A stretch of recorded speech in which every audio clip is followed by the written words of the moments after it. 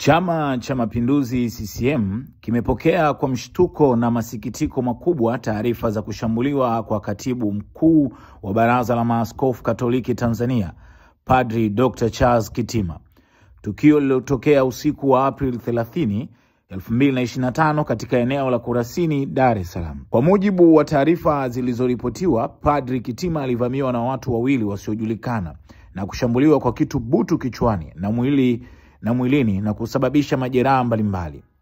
Chama cha Mapinduzi wanaungana na taarifa iliyotolewa awali na makamu mwenyekiti wa CCM Bara Steven Wasira kulaani vikali kitendo hiki cha kikatili na kisicho na utu dhidi ya kiongozi wa dini ambaye amejitolea maisha yake kuhudumia jamii kwa upendo na uadilifu.